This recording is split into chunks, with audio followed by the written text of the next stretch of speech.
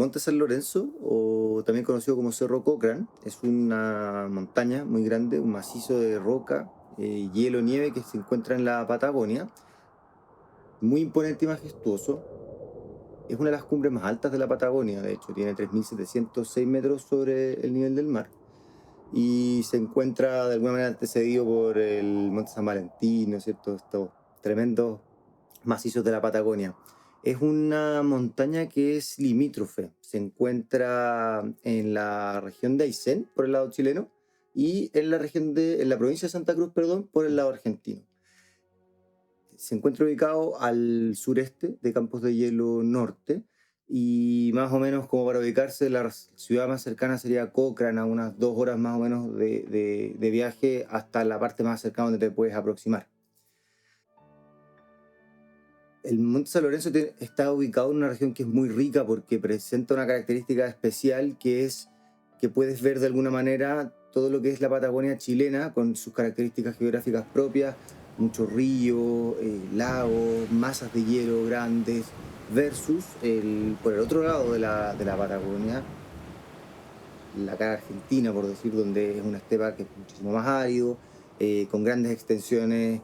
Entonces te permite de alguna manera, al estar en relación a este cerro, ir observando un poco ambos tipos de Patagonia. Y el Monte San Lorenzo se encuentra cubierto por 3 glaciares. Es una masa bien grande de hielo y tiene estos 3 glaciares que lo cubren básicamente. Hay 2 que se encuentran por el lado argentino y uno que se encuentra por el lado chileno, que es el glaciar Cayuqueo. Y el glaciar Cayuqueo es una masa gigantesca de hielo que desciende desde el Monte San Lorenzo hacia el valle chileno en el fondo. Desciende desde el San Lorenzo y los cerros aledaños, por supuesto, y se extiende ampliamente por este valle. Tristemente, a lo largo del tiempo, el glaciar ha sufrido un gran retroceso producto del calentamiento global, el impacto del hombre en el fondo. Se ha manifestado muy claramente en este glaciar y ha tenido una tremenda, ha tenido un impacto gigante, una regresión gigante el glaciar. Pero este glaciar es tan importante, ya vamos a conversar un poco más sobre eso, que incluso se han instalado una plataforma de análisis climatológica en la zona donde los glaciólogos van y pueden observar y estudiar el comportamiento de este glaciar porque tiene un gran valor tanto ambiental como histórico. Y en el fondo no podemos hablar del Monte San Lorenzo si no nos referimos a su gran expedicionario, que fue el padre Alberto Agostini. Que el padre, bueno, Agostini, misionero italiano, que fue una persona que tuvo muchos oficios y profesiones. Él fue fotógrafo, fue documentalista, fue montañista y geógrafo, además de, por supuesto, un misionero salesiano. Entonces, él, por un largo periodo de su vida, por alrededor de 50 años, él vivió en la Patagonia, tanto chilena como argentina, y se dedicó a recorrer, documentar y explorar tremendas zonas de toda la Patagonia. Hoy en día el conocimiento geográfico que se tiene de la zona de alguna manera nació con mucha de la información que él y junto a sus otros expedicionarios aventureros fueron levantando, recopilando. En muchas de sus obras hace descripciones maravillosas desde el punto de vista geográfico de la zona, pero también describe los encuentros que él fue teniendo con distintos pueblos originarios de la zona, los Selknam, Alagalufes, menciona tehuelches, araucanos, entonces sin duda un gran explorador de la Patagonia. Y él también cumplió con un rol bien importante de visualizar todos aquellos crímenes que ocurrían en esos tiempos contra los pueblos originarios que obviamente habitaban en el territorio y que con la llegada de alguna manera como de la colonización o urbanización de la Patagonia en mayor o menor medida se empezaron a generar muchos conflictos entre los distintos habitantes que habían en esta zona. Este es precisamente el libro donde se describe y él tiene un capítulo completo que habla del Monte San Lorenzo en este libro, que es realmente increíble. Bueno, fue en 1937 que el padre San Lorenzo vio por primera vez el padre Agostini vio por primera vez el Monte San Lorenzo. Hasta ese momento la única referencia que habían del monte era dado unos datos que se consignaron en un sumario de relieve que se realizó entre los gobiernos de Chile y Argentina, pero esto tenía meramente un objetivo como limítrofe, ¿no es cierto? No, entonces, si bien habían algunas descripciones de esta montaña gigante, no existía mayor información. Y en una de sus múltiples expediciones en la Patagonia, el padre Agostini se embarcó en una expedición hacia el Monte San Lorenzo.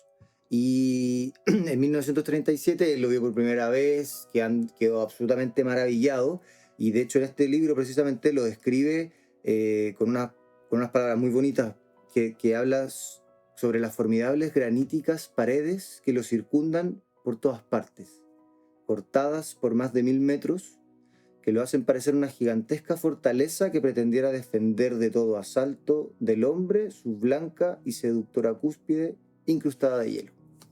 Son palabras muy poéticas del padre Agostini, donde refleja en el fondo la hermosura de la montaña. O sea, estas fueron las primeras palabras como que alguien puso por escrito, de alguna forma, de la belleza de este cerro. Y desde estas primeras aproximaciones se fueron generando, bueno, al padre como un montañista, alucinando con la montaña, intentó en múltiples oportunidades realizar diversas expediciones de conocimiento de la zona, de reconocimiento y luego ya de exploración hacia el monte propiamente tal. Pero no fue hasta 1943 que ellos lograron hacer realmente la primera ascensión, junto a su cordada recién en 1943. Y luego de eso pasaron muchos años donde el San Lorenzo no tuvo muchas expediciones en realidad, porque dado su ubicación geográfica, el clima es muy, muy rudo, es bien característico que tiene un clima bien agresivo, que es cambiante, entonces el San Lorenzo no recibió muchas expediciones por largo tiempo. Pasaron 12 años para tener una repetición que fue por una cordada de montañistas argentinos. Y luego nuevamente pasó un largo periodo de tiempo en el que San Lorenzo tampoco vio tantas expediciones. Pero bueno, siempre hay gente que está como dispuesta a ir empujando los límites y buscando la aventura. Y fue así como precisamente una pareja de aventureros italianos, que son también muy exploradores y conocedores de la Patagonia, que es Silvia Metzeltin y Gino Buscaini.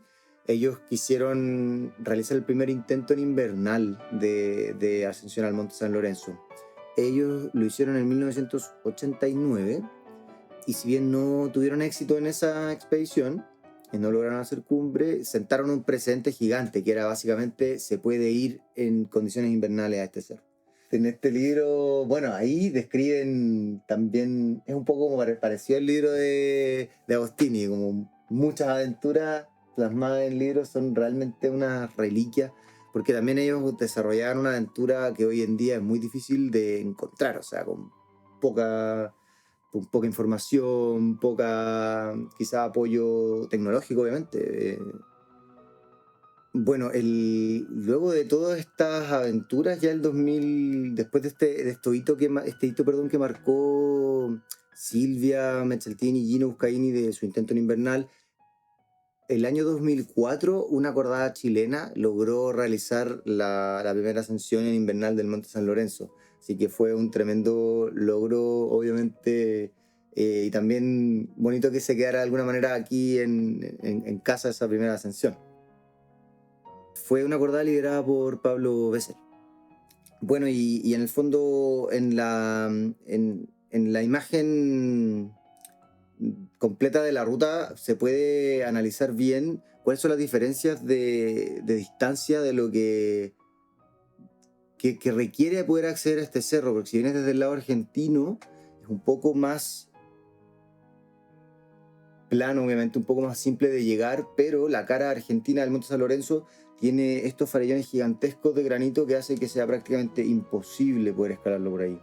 Si bien hay una ruta que fue abierta en 2008, que va por el centro de la pared, por el lado argentino, en realidad los mismos montañistas la describieron como una ruta de alto riesgo, le decían como peligros objetivos constantes en la ruta. Y es una ruta que no ha tenido repetición porque en realidad el riesgo es muy alto. Pero si al analizar el mapa, en el fondo podemos observar la ruta del padre San Lorenzo y se ve como él describe una vuelta bastante, perdón, del padre Agostini, me sigo confundiendo con el nombre, una vuelta bastante grande por un valle que permite acceder sin tanto riesgo hacia las zonas aledañas del cerro, desde donde tú puedes remontar por unos filos de cumbre y empezar a transitar, pero claro, es una ruta bastante larga, la que es descrita, y que es la ruta normal, ¿no es cierto? Es la vía que más ascensiones ha tenido hacia el Monte San Lorenzo. Pero por otro lado, en estas investigaciones y en el fondo como aventuras de otras personas previas, nosotros vimos que existía la alternativa de ingresar por otro valle, que era el valle precisamente del glaciar Cayuqueo, que permitía de alguna manera disminuir considerablemente la distancia de viaje, ¿no es cierto? La distancia de aproximación, pero ponía un hito mayor en la planificación de la salida, que era cruzar el glaciar San Lorenzo, o sea, el glaciar Cayuqueo. En el fondo implica el cruce completo del glaciar. Así que esas son básicamente como esta variante aparece como una alternativa para poder acercarse de manera mucho más rápida al cerro, pero requiere de ciertas condiciones climatológicas y de equipamiento te requiere quizás de un poco más de preparación. Bueno, nosotros en este viaje fuimos 3 personas, íbamos 3 socios del DAB. Fuimos con Patricia Soto, Teo Duclos y, bueno, yo, Sebastián Acuña. Dentro de los expedicionarios, en el fondo, bueno, la Patti, montañista destacada en Chile, obviamente, tiene más de 30 años de experiencia, es una persona muy encantadora, con mucha energía y que tiene, en el fondo, una trayectoria tremenda en montaña.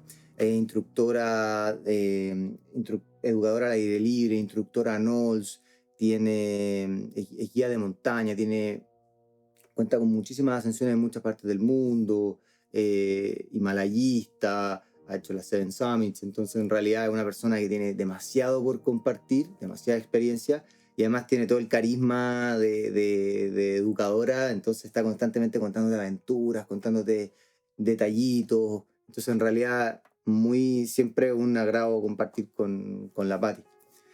Por otro lado teníamos al Teo, que también es guía de montaña, instructor de esquí, es una persona que se dedica profesionalmente en el fondo a vivir de la montaña. Junto con la Patti, ambos son profesores del módulo de montaña de la Universidad San Sebastián, de la Escuela de Ingeniería en Expediciones. Y ellos, bueno, la Patti es la directora del área y Teo trabaja con ella como profesora. Y tiene muchos años también Teo de experiencia y guiados en Chile y fuera de Chile. Bueno, y por otro lado estaba yo, que si bien tengo un background completamente distinto, porque, claro, yo no me dedico a la montaña de manera profesional, ni mucho menos. Yo soy odontólogo de profesión, actualmente me dedico al emprendimiento, soy emprendedor, pero lo que sí, claro, soy un escalador apasionado y un montañista amateur, diría yo. Si bien tengo y había tenido varias otras experiencias en montaña previa, en cursos de montaña, pero nunca había estado en una situación ni en una expedición que fuese como más de alta montaña propiamente tal. Bueno, y toda esta expedición, en realidad, todo esto partió el 2021, que nos conocimos con la Patti. Yo a Teo lo conozco hace muchos años ya, somos amigos hace mucho tiempo, y el 2021 Teo me invita a Coyhaique, en un viaje de escalada, junto a mi hermano también, y fuimos allá, nos quedamos en la casa de la Patti, ahí nos conocimos, nos hicimos súper amigos, y hicimos muchas cosas. Fuimos a escalar al Cerro Macay, pudimos recorrer, bueno, en realidad muchos lugares, puntos de escalada, que en realidad era un viaje más bien de escalada, pero no solamente eso, sino que también fuimos quedando locos, yo por lo menos, como con la belleza escénica de la Patagonia, que era una zona que yo no conocía, y en realidad eran muchos lugares que quedaban simplemente boquiabiertos, que te hacían pensar en los Alpes, y era como, bueno, pero estamos acá en la Patagonia, o sea, esto está aquí mismo. En realidad este viaje a Coyhaique para mí fue un viaje que fue muy revelador. y fue muy especial porque a mí me ayudó en un proceso de cambio que yo venía como viviendo profesionalmente. O sea, que yo hacía tiempo que había como comprendido que la carrera que había estudiado, en el fondo como que me llevaba hacia un desarrollo profesional. En realidad yo quería hacer otra cosa con mi tiempo, con mi vida, algo que fuese mucho más apegado hacia mis pasiones, que siempre ha sido la montaña, la naturaleza, la escalada. Entonces, cuando fui a Coyhaique en este viaje, y todos los lugares que vi, la belleza de los lugares que vi, las montañas hermosas, todas las conversaciones con mis amigos, con la Patti, sus historias, como que fue tan revelador que yo volví de alguna manera como lleno de energía y con más ganas que nunca de que mi vida tuviera más montaña, mucha más montaña. Entonces, después de terminó ese viaje, volví a Santiago, habían pasado unos días, entonces me llama mi amigo Teo unos días después, el Teo me llama y estamos conversando un poco y bueno, yo le conté de lo que había hecho el fin de semana. Entonces me acuerdo que se rió y me dice, buena, qué motivado, ya, bueno, por algo te estoy llamando, anda, justo por esto. Estuvimos conversando con la Patti y nos gustaría invitarte a una expedición al San Lorenzo en octubre del próximo año. Y yo ahí quedé plop porque obviamente era algo como tremendamente soñado, o sea, nunca había siquiera pensado en San Lorenzo, pero como que hacía mucho tiempo que tenía ganas de de una salida como más de aventura, probablemente más alpina, me gustaba mucho la atención, quería algo más distinto en el fondo y esta invitación me llegó de la nada, o sea, aquí estaba yo con esta invitación, me quedaba un año para prepararme, iba invitado por el Teo y la Patti, que son dos personas en las que confiaba un montón y que tenía pleno conocimiento de toda la sabiduría que ellos tenían con respecto a esto, así que obviamente me sumé. Así que ahí empezó el largo proceso de preparación y entrenamiento. Porque si bien, como te comentaba, yo tenía conocimientos de cuerda, tenía harta conocimiento y experiencia igual en rescate y otras cosas así, en realidad no tenía tanto rodaje yo en montaña, menos en alta montaña. Sí, algunos cursitos por ahí, pero no, tampoco tanto. Pero por otro lado, yo sabía que ellos confiaron en mí porque me veían que yo era aplicado, estudioso, preparado. Entonces, cada vez que veníamos a alguna salida un poco más compleja con el Teo, yo siempre me preparaba bien y cuando llegaba el momento siempre estábamos preparados. Entonces, como que ellos me dieron ese respaldo, yo dije, bueno, tengo que cumplir y tengo que estar a la altura. O sea, la experiencia de ellos no la voy a tener, pero puedo sí estar, pucha, estar fuerte, conocer bien las maniobras, conocer bien mi equipo, usarlo antes, sacarle bien el rollo antes de llegar ahí y no estar así como tan novato. Así que en el fondo eso fue lo que yo hice, un año entero preparándome como con este objetivo en la cabeza. Y fue realmente un proceso súper lindo porque yo nunca me había planteado un proyecto tan concretamente, con una fecha tan específica y que implicara tanto como entrenamiento y conocimiento que yo tenía que tener. Así que fue en realidad muy linda la experiencia de haber entrenado como preparado una expedición. Así que bueno, ya entrando un poco como en el tema de la ruta, nosotros, si bien habíamos descrito que estaba la opción de la ruta normal del Padre Agustini, nosotros teníamos la idea de hacer esta variante que era por el glaciar Cayuque. La idea era tomar una lancha que nos cruzara toda como la laguna que está ahí en el pie del glaciar, cruzar esto y luego desde ahí montarnos en el glaciar. Según lo que nosotros, la información que habíamos recopilado y todo, esperábamos que esto tendría que tomar quizás más o menos un día en llegar a lo que nosotros denominábamos campo 2, ¿no es cierto? Porque íbamos a partir desde un punto que se llama desde el refugio de Jimmy Valdés, desde ahí íbamos a caminar hasta un campamento 1 en el bosque antes de ingresar al glaciar y luego pretendíamos llegar al campamento al otro lado del glaciar. Pero en la vía por la laguna, tú simplemente tomas este botecito, cruzas y te puedes montar al tiro en el glaciar y llegas de una a este campo 2. Entonces eso de alguna forma era el ideal. Pero lo que pasó fue que en realidad desde cuando se probó esta ruta y se hizo de esta forma, al día de hoy las condiciones cambiaron drásticamente. Precisamente por el cambio climático, etc. El glaciar ha retrocedido demasiado. Entonces nos dimos cuenta, ahora ya cuando se acercaba la expedición y ya la investigación más profunda, nos dimos cuenta que esta opción que nosotros teníamos en mente no iba a ser posible. O sea, porque el glaciar simplemente ya había retrocedido tanto que luego te bajas del bote, pero de ahí montarse el glaciar por el lugar desde donde quedas es un lugar muy expuesto, peligroso, en realidad no es muy simple la montada, entonces comprendimos que teníamos que hacer la ruta caminando por el costado, bordear el lago, en el fondo, bordear la laguna del glaciar.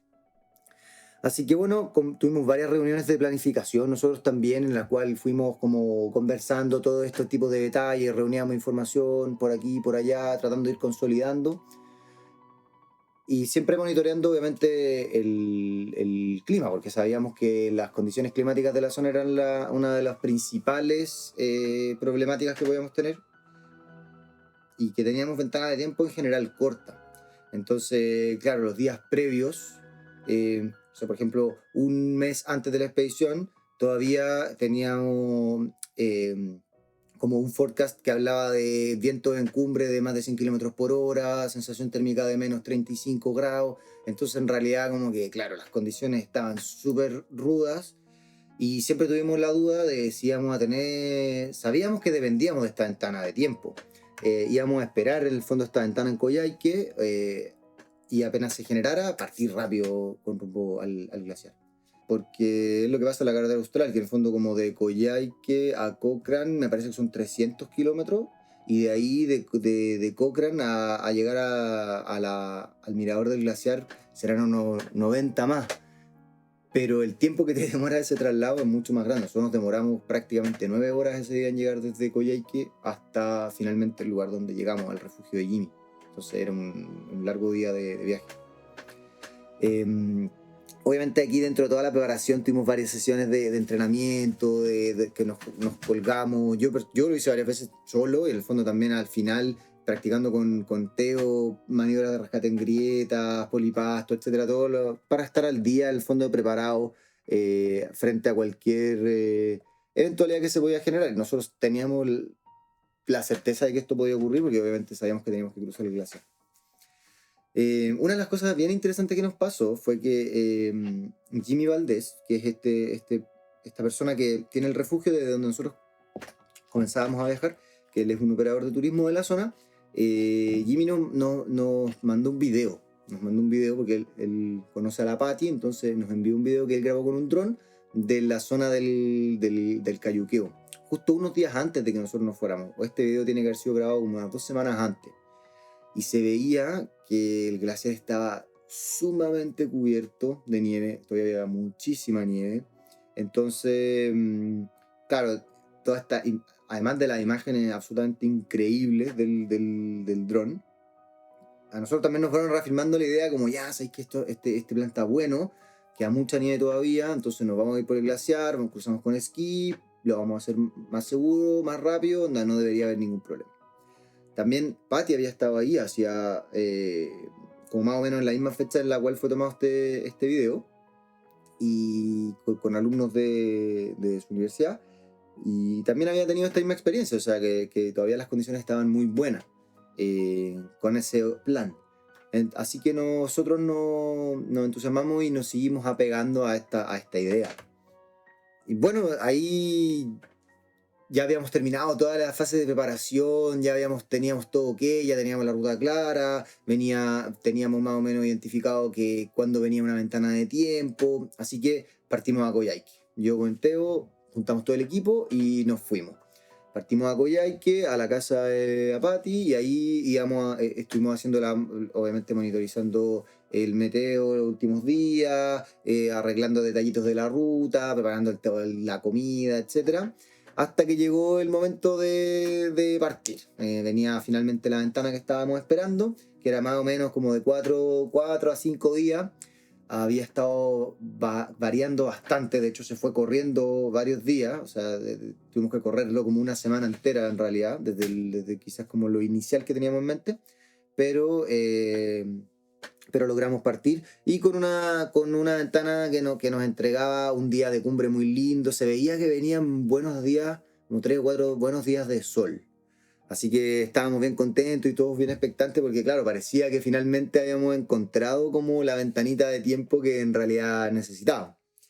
Así que llegó el día, partimos rumbo para Cochrane, un largo viaje, 9 horas de conducción, pero por un paisaje absolutamente increíble. Aprovechamos de pasar ahí a conocer, yo nunca había estado en la confluencia del Báquer, por ejemplo, con el Nieve, pudimos ver esta maravilla de la naturaleza. Y bueno, continuamos, tuvimos varios percances ahí durante el camino, no percances realmente, pero retrasos en el fondo, que se cruzan las vaquitas y no las podéis sacar, y algunas que se quedan ahí pegadas. Entonces en realidad fue súper entretenido todo ese viaje como de aproximación. Y todo el tiempo viendo paisajes que en realidad te van dejando como perplejo de la belleza que tienen. Como que en realidad eso es lo que yo más destaco, porque acá en la Patagonia, donde sea que tú estás ahí en un lugar que cuesta describir. Llegamos finalmente donde Jimmy, dejamos las cosas ahí y ya a la mañana siguiente partíamos.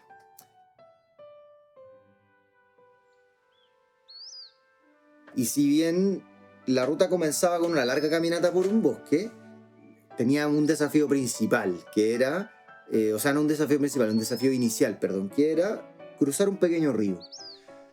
Claro, este río quedaba a 400 metros del refugio de Jimmy, entonces, y no era muy grande. Entonces no presentaba un mayor desafío en el inicio. Pero claro, no podíamos salir listos para la caminata porque sabíamos que teníamos que sacarnos todas las cosas para cruzar el río, etc. Así que bueno, fuimos, cruzamos y ahí empezó la caminata. Dejamos algunos zapatos que usamos para cruzar el río, porque obviamente piedra igual tiene corriente, entonces lo dejamos ahí, escondido como un cacho a la salida del río, y partimos por la caminata por el bosque.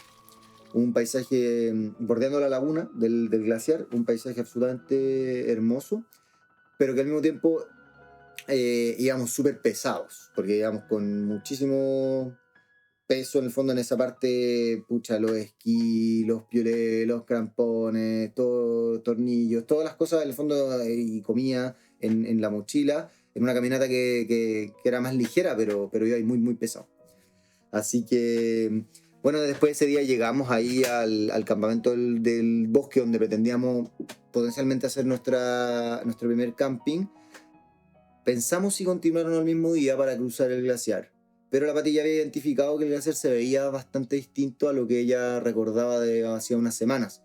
Entonces decidimos, como por prudencia, no seguir ese día. Dijimos, no, estamos bien en el tiempo, no tiene mucho sentido, quedémonos acá hoy y mañana cruzamos y salimos desde acá ya todos preparados, listos para cruzar el glaciar. Así que dejamos algunas cosas esa noche escondidas ahí en el bosque y seguimos para a la mañana siguiente ya el cruce del glaciar. Y bueno, en ese cruce empezamos a ver lo que en realidad venía. La noche previa, esa noche cuando ya decidimos que al día siguiente íbamos a ir al glaciar, fuimos a un mirador de glaciar para poder analizar la ruta, más o menos tratar de identificar por dónde íbamos a ir, y ahí pudimos ver la realidad del glaciar en este momento. O sea, tenía... las grietas estaban muchísimo más expuestas, el clima de los últimos días, si bien no había estado tampoco tan caluroso, pero había tenido su efecto muy claro. Entonces había mucha nieve que simplemente se había derretido, y ahora ya el glaciar tenía otras condiciones. Entonces la ruta que de alguna manera la Pati recordaba más o menos que habían hecho, ya era poco probable que la pudiéramos hacer. Implicaba que íbamos a tener que navegar bastante más por el glaciar. Entonces a la mañana siguiente ya sabíamos que teníamos que venir bien preparados para enfrentarnos a una exploración probablemente larga en el glaciar. Y ese día, bueno, decidimos terminar también como la jornada embebiéndonos en la belleza escénica del lugar, porque desde el punto donde estábamos en el campamento del camping se ve desde arriba toda la laguna hacia un lado, se ve el glaciar hacia el otro lado, se ven las Torres Mellizas al frente tuyo, la aguja de Ortúzar que está como atrás tuyo. Todavía no se ve el San Lorenzo, a pesar de en esta parte del valle tú todavía no lo ves, porque está como justo, te queda cubierto por otras cumbres que están ahí al lado. Entonces tenés que adentrarte un poco más en el valle para ya tener la imagen clara de él. Pero todo lo que había alrededor era realmente increíble. Y bueno, la mañana siguiente partimos tempranito, caminando rumbo al glaciar. Ya partimos completamente disfrazados para el cruce del glaciar, así que con con botas ya de montaña, bueno, no, con botas de esquí, y todo preparado para eso. Teníamos que bajar un acarreo que era bastante expuesto igual y con bloques grandes, que igual era enredado de bajar y con los esquís todavía en la espalda que te iban chocando.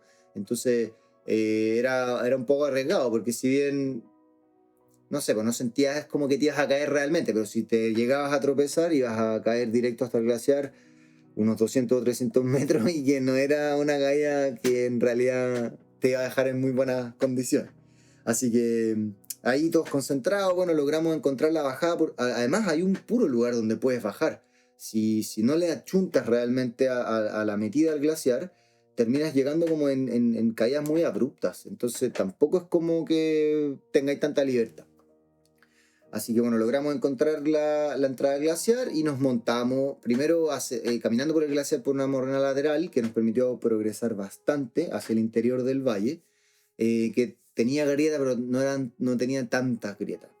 Pero ya a medida que nos habíamos como adentrado más, necesitábamos cruzar desde un lado del glaciar hacia el otro lado. Nosotros ya como atravesar desde el lado, por decir, de la vertiente sur a la vertiente norte. Entonces, ahí era donde estaba el problema porque venían estos ríos bajando, ríos que bajan por la mitad del glaciar, grietas gigantescas y era muy difícil encontrar el paso por este laberinto. Este es el Teo y la Pati. Fueron a hacer un scouting a ver si pillaban la cruzada. Necesitamos pasar hacia allá. Lo que se ve como por allá. Por ahí tenemos que subir, montarnos. Pero aquí el cruce estaba complicado. Mucha grieta. Venimos hace rato progresando por una morrena lateral que está bastante buena, pero tiene harta grieta igual. Y el clima se está echando a perder. Sabíamos que hoy venía más malo. Está como chispeando ahora. Ojalá se ponga a nevar luego para no quedar tan mojado. Pero nos preocupa que estas nubes vayan a bajar mucho y nos vayan a perjudicar demasiado la visibilidad. Así que aquí estamos viendo qué sucede. Ahí era donde estaba el problema porque venían estos ríos bajando, ríos que bajan por la mitad del glaciar, grietas gigantescas y era muy difícil encontrar el paso por este laberinto. Así que fue muy lenta la progresión durante el cruce. Teníamos un tiempo estimado de menos 4 horas, como que nos podríamos demorar en el cruce glaciar, lo que finalmente terminaron siendo más de 7 horas. Porque cada vez que entrábamos por un lado terminábamos llegando a un punto muerto donde en realidad no se podía seguir y había que volver y buscar por otro lado y así la navegación. Que si bien uno igual vas preocupado porque estás en una zona que obviamente tiene riesgos claros, constantes, pero al mismo tiempo de una belleza absolutamente increíble. Ver el glaciar con sus tonalidades azulosas, celestes, como estos hielos milenarios.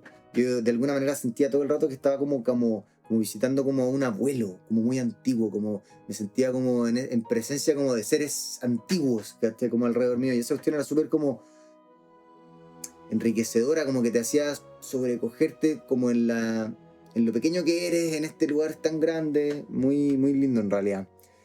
Y bueno, la progresión por el glaciar fue eso, todo el tiempo intentando encontrar. La mayor parte del tiempo, como el glaciar estaba bien seco, no íbamos ni siquiera encordados, porque era más arriesgado en realidad ir encordado. Pero llegó un punto en que logramos cruzar, encontramos una pasadita donde el río estaba más pequeño, logramos atravesarlo y montarnos ya por el otro lado del glaciar hacia como una pala de nieve y hielo que subía, que nos iba a permitir como ascender hacia la parte alta de este valle donde teníamos que encontrar el campo 2. Y ahí ya se empezó a poner más rudo todavía porque ahora ya había más nieve, entonces las grietas estaban bastante más cubiertas, pero no lo suficientemente cubiertas como para poder transitar con esquís tranquilos, sino que tuvimos que encordarnos y ir ahí constantemente sondeando, botando algunos puentes para encontrar las pasadas más seguras. Entonces fue bastante lenta la progresión. Pero al mismo tiempo tuvo todo lo que de alguna manera en mi cabeza esperaba de un cruce de glaciar. O sea, todo, ¿cachai? Como ver grietas gigantes, de repente saltarla y decir, chuta, bueno, hay que saltarla nomás y seguir. Así que en realidad fue una experiencia súper bonita. Pero bueno, llegamos finalmente, logramos llegar al campo 2. Durante ese día, sabíamos que ese día era el que tenía peor condición meteorológica pronosticada. Entonces en la tarde entró una neblina en la zona alta que se veía como que venía bajando, empezó como a chispear y nosotros decíamos ojalá que se ponga a nevar luego, porque en realidad esta lluviecita como que no nos está ayudando nada, era peor todavía. Pero nos preocupaba que se fuera a cerrar mucho y perder la visibilidad. Eso empezó a ocurrir cuando ya estábamos en la mitad del glaciar, entonces todavía nos quedaba mucho para salir y estábamos bien preocupados por eso. Y en general las condiciones solo fueron disminuyendo en el día, no fue mejorando, fue empeorando, pero nunca fue caótico, sino que no estuvo bueno, pero nos permitió llegar al campo 2. Así que ahí tuvimos que armar carpa, bueno, rápido, todo el cuento, armar la terracita para poder hacer la carpa y guardarnos. Nos refugiamos ahí. Y y ahí tuvimos que conversar sobre qué era lo que realmente íbamos a hacer. Porque si bien en ese momento todavía no podíamos ver el San Lorenzo, que ya sabíamos que estaba frente a nosotros, pero estaba cubierto, ya sí podíamos ver una gran parte de la ruta que teníamos que hacer y que pudimos observar las condiciones que en realidad que tenía ahora. Que era... que producto de todo este calor que había hecho en las semanas previas, que habían cambiado considerablemente las condiciones del glaciar, de la misma forma cambiaron las condiciones del cerro. Entonces se escuchaban avalanchas igual en los alrededores, si bien tampoco tan cerca o tan grandes, pero se escuchaban. Y nosotros sabíamos que teníamos que, del campo 2 al campo 3, no iba a representar mayor dificultad. Era un trayecto que era relativamente sencillo, y no era muy largo. Pero ese era el último lugar donde podías acampar. Ya luego de ahí había que montarse sobre un hombro, se entraba a un filo de cumbre que está muy descrito por ser extremadamente ventoso. Y de ahí hay que caminar en el fondo por el filo del cerro un largo trayecto hasta llegar a la cumbre. Para poder remontarse en este hombro hay que pasar por una cascada de Seracs que uno tiene que como que ir bypaseando para poder llegar a este filo y desde donde podrías eventualmente seguir como caminando o randoneando, pero claro, se veía muy compleja esa situación, como el cruce de la cascada de Seracs y montarse en el hombro, ya se veía bastante complicado. Pero lejos lo más complicado era como comprender la distancia que había entre que ya te montabas en el hombro, todo lo que faltaba para llegar a la cumbre. Era una distancia, pero monumental. Muchísimo más larga que cualquier distancia que hubiéramos hecho ya nosotros estos días. Entonces era el día de cumbre, de alguna manera, la misión era salir del campo 3, subir esta cascada de Seracs, tirarse completamente por todo este filo hasta llegar a la cumbre del San Lorenzo y volver a bajar hasta el campo 2.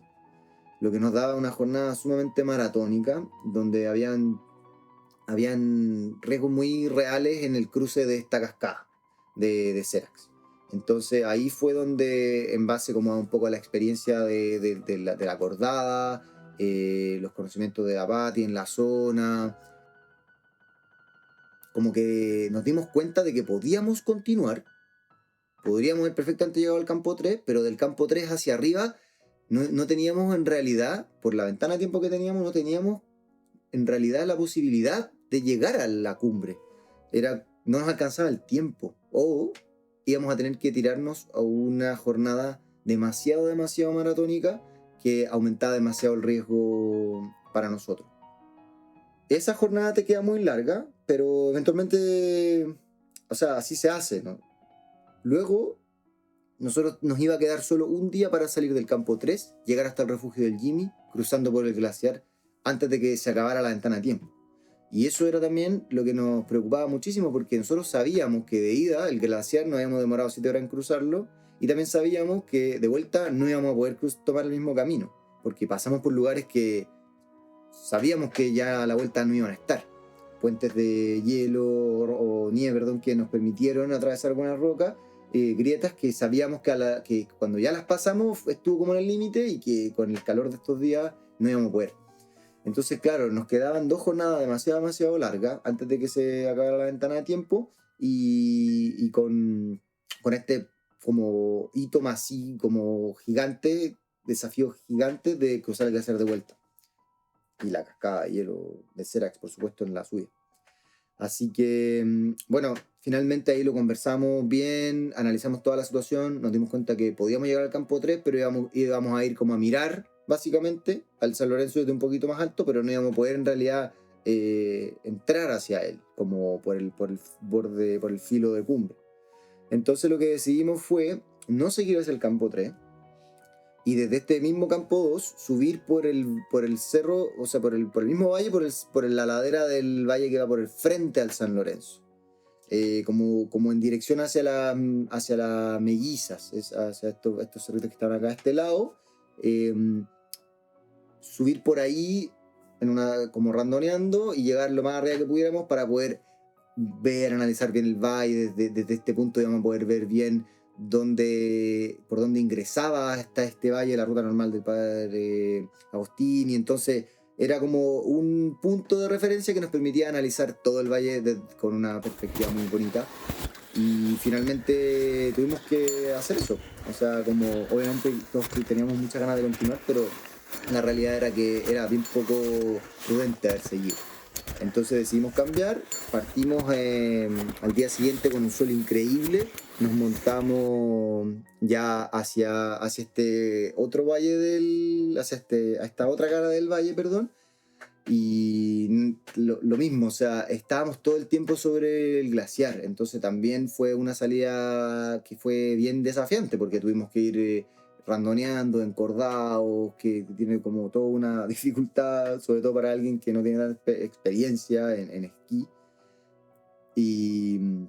Pero tuvimos, a cambio, el regalo fue unas imágenes absolutamente impresionantes del San Lorenzo, de todo el valle, de las rutas que esperábamos hacer.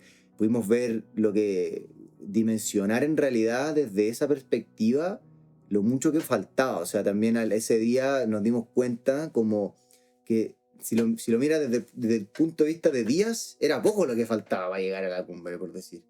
Pero si lo miras en términos de distancia, era muchísimo lo que faltaba. Era muchísimo lo que faltaba. Entonces, hubiese sido como una aventura bien, bien extrema de haber seguido, porque en realidad no sabíamos bien tampoco hasta dónde hubiésemos podido llegar. Así que aprovechamos ese día de disfrutar esta otra alternativa de este valle hermoso y poder recorrer todas estas laderas de cerro, con Serax a los lados también, o sea, atravesando por grietas.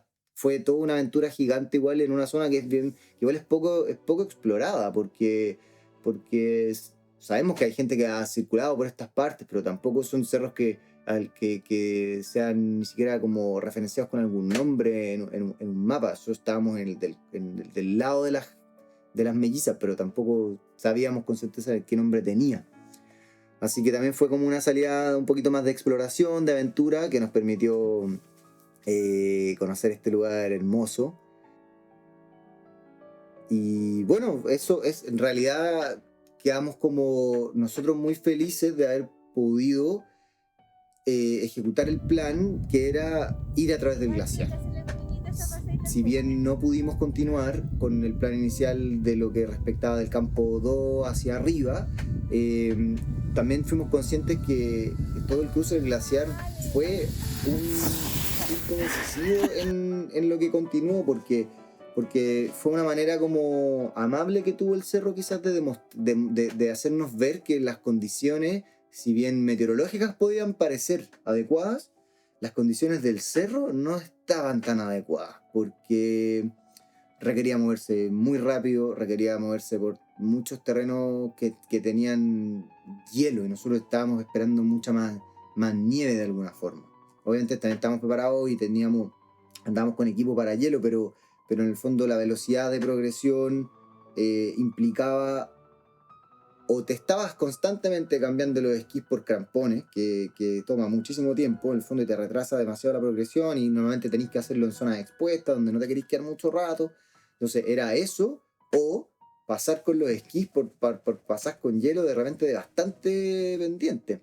Entonces, claro, Teo, el esquiador más fuerte de la cordada, siempre que teníamos una situación así, lo mandábamos al primero y que tenía que tuvo que ir poniendo en algunas pasadas tornillos para poder ir protegiendo, pero claro, sabíamos que en el fondo haber seguido, no, desde el campo 3 en adelante venía una parte que era prácticamente puro hielo, entonces claro, eso es lo choro y lo entretenido también de estos cerros así, que es como, no es solamente como el nombre y la mitología que puede haber detrás de él, sino que cada vez que va ahí, te pasa una cosa distinta. O sea, cada expedición que yo he leído, reportes que he leído, todos tuvieron una idea que tuvieron que cambiar porque el lugar está diferente, ¿cachai? En el fondo eso también es lo que me gusta como de recordar de que nosotros vamos con un plan, pero la montaña es la que está a cargo, la que te permite pasar y por dónde pasar y bueno, ver si tú quieres, puedes o te atreves a pasar también,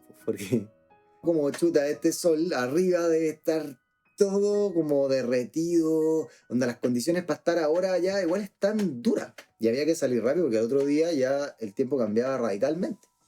Entonces fue un día de contemplación y de disfrute del lugar y bajar. Volvimos, guardamos las cosas con calma, sabíamos que nos venía un largo día de vuelta porque teníamos que volver a atravesar el glaciar de regreso y sabíamos que eso iba a ser un desafío.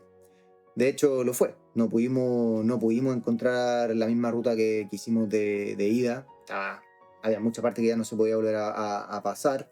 Nos costó un mundo recuperar algunos jalones, como estas marquitas que habíamos dejado marcando precisamente la ruta. Nos costó harto poder ir a recuperarlos porque ya estaban en lugares donde no era tan fácil llegar. Y fue precisamente de vuelta donde aparecieron las grietas de verdad del cayuqueo.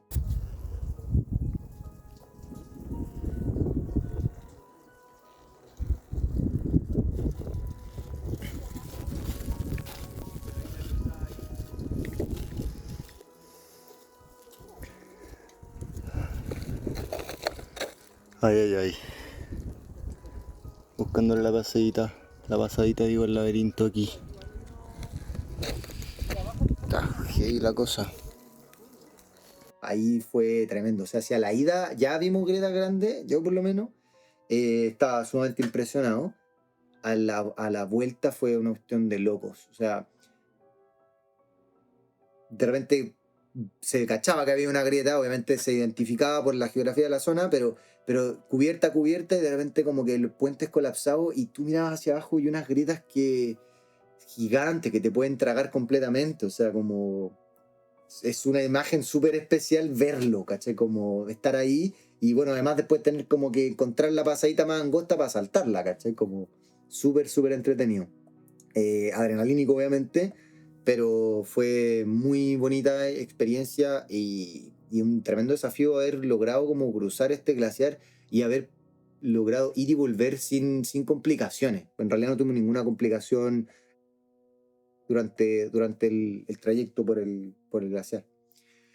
Y bueno, después de largas horas logramos salir del glaciar ya más contentos, más aliviados, que ya de alguna manera todo el riesgo había disminuido. Llegamos al lugar de campamento donde habíamos dejado las cosas escondidas en el bosque. Ya era tarde, se estaba atardeciendo. Así que ahí, bueno, recuperamos las cosas que teníamos escondidas, volvimos a ordenar la mochila, nos cambiamos de ropa, fuera de equipo de glaciar, toda la mochila, equipo como más de bosque, zapatillas más livianas, etcétera, y a caminar de regreso rumbo al refugio de Jimmy. Sabíamos que nos tocaba una caminata larga, eran unas 6 horas más todavía las que nos faltaban. Ya se iba a empezar a oscurecer, así que sabíamos que venía una larga caminata por el bosque de noche. pero bueno, ya estábamos seguros, en realidad ya pensábamos que lo que nos faltaba era solamente aguantar hasta llegar al refugio. Así que, y resulta que llegamos allá prácticamente o sea, llegamos al fin del sendero y nos encontramos con aquel primer río que cruzamos a la ida, que era un río pequeño, que no era mayor problema, pero resulta que ahora a la vuelta era una cosa completamente distinta. De hecho, empezamos a escuchar el río antes, como cosa que a la ida no fue así, o sea, estábamos en un lugar donde sabíamos que ya como que veníamos cerca del río, pero empezamos a escucharlo. Y era como, oye, ¿eso será el río que suena? Como, wow, ya. Y cuando llegamos nos dimos cuenta que, claro, con todo el calor de estos días, el río había crecido muchísimo. Entonces ese río pequeñito que cruzamos, sí, con unas zapatillas por si acaso, para no se nos sonarían los pies, pero como más o menos tranquilo. A la vuelta era un río.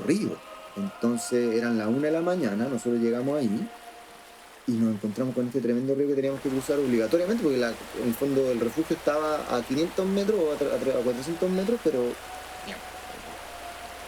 Y chuta, ahí lo pensamos un buen rato porque estaba fuerte, traía harta agua, tenía mucha corriente y si bien ya lo habíamos cruzado, sabíamos el lugar por donde era más, donde el fondo era un poco más ameno para el cruce, no sabíamos hasta qué altura del cuerpo nos iba a llegar en realidad el agua y traía bastante corriente. Entonces, bueno, ahí con la experiencia de Patti también, incluso de río, etcétera, armamos como hicimos como un trencito, nos pusimos el teo adelante con un tronco que iba firmado, como dándole la cara en el fondo a la corriente. Atrás venía yo tomándolo como de la riñonera de la mochila, como bien firme, y atrás mío la Patti. Y así que ahí nos tiramos al agua nomás a cruzar, ya chao, sabíamos que íbamos a mojar todas las cosas, pero queríamos llegar. Aún sabíamos que al otro lado si llegábamos íbamos a poder estar donde el refugio del Jimmy, probablemente prender algún fueguito y ya temperarnos. Así que nos animamos y cruzamos nomás. Así que fue una experiencia también súper interesante porque yo nunca había cruzado un río de esta forma. Ninguno de nosotros había cruzado un río de noche. De hecho, me llamaba mucho la atención eso de la Patti comentaba, como que ella había tenido harta experiencia en cruce de río en la Patagonia, en Alaska, en otros lugares, pero nunca había cruzado un río de noche. Y yo decía como chuta, igual la pensé porque se veía muy grande y era como cierta cuestión, si uno de nosotros se cae, se va para abajo y probablemente los demás también. Así que fue una experiencia súper intensa. Pero por suerte salió todo bien y logramos cruzar y ya llegamos todos mojados, pero a un lugar seco. Y pudimos refugiarnos ahí donde Jimmy. Así que fue en realidad una experiencia bien patagónica, diría yo. Tuvo todo lo de la Patagonia, o sea, partiendo como los cruces de ríos, que nos llovió, cayó algo de nieve, se escuchaba la avalancha a los alrededores, cruzando glaciares. O sea, fue una experiencia desde el punto de vista como del montañismo súper intensa, bien completa. Y para alguien como que si bien que no había podido estar en contextos como este nunca, en realidad fue una maravilla. Y el estar tan como sobrecogido constantemente en un paisaje tan hermoso, rodeado de una belleza escénica tal que es como que no te querías ir, ¿cachai? Como que sabes que hoy no te puedes quedar ahí siempre, pero daba lo mismo donde miraras, podías pasar horas mirando y nunca aburrirte de alguna forma. Era realmente impresionante.